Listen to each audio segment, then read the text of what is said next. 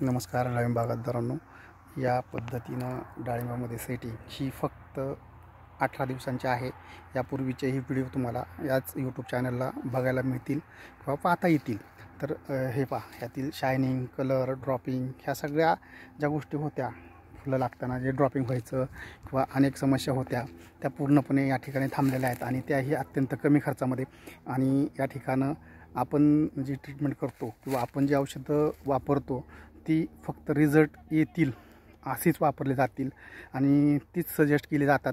कारण कंपन्या नामांकित आहेत, परंतु त्यांचं ॲप्लिकेशन वगैरे ज्या काही रिसर्च असते ते वेगवेगळं असतं, वेगवेगळ्या स्टेजला घ्यावे लागतात आणि त्या पद्धतीने जर ते गेले तर बागेमधील ज्या येणाऱ्या समस्या आहेत ह्या निश्चितपणे आपण थांबवू शकतो।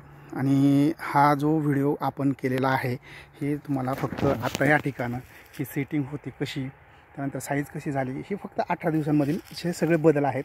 इथं खाली पण पाहू शकता, या ठिकाणं काहीच ड्रॉपिंग नाही आता, म्हणजे ड्रॉपिंग नाही आहे।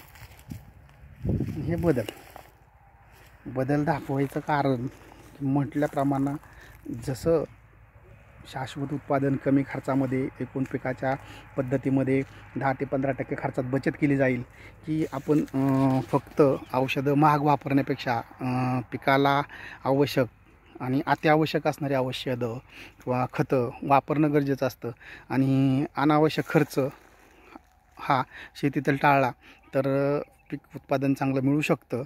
हेच या ठिकाणं सांगण्याचा प्रयत्न आहे आणि हे दाखवत आहे कारण या ठिकाणं ही जी सेटिंग झालेली पहा, हे एकदम आपल्यातून सेटिंग आलेली आहे। हे अशा पद्धतीनं सेटिंग, ही साईज, हे फक्त सगळे बदल जे आहेत हे फक्त 18 दिवसांचे आहेत। 18 दिवसांचे म्हणजे आज 18 तारीख आहे, 18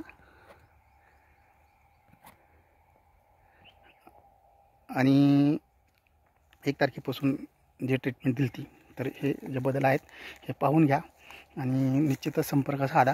डाळिंब पिकामधील ज्या समस्या येतात किंवा ज्या असतात त्या कशा सोडवाव्यात, कशा कमी खर्चामध्ये चांगली क्वालिटीचा माल कसा पिकवावा याविषयी आपण या ठिकाणी मार्गदर्शन करत आहोत। मधमाशांचा काही म्हणजे बागेत उष्णता असताना सुद्धा आहेत पहा, 1-2 दरम्यानचा हा व्हिडिओ आहे।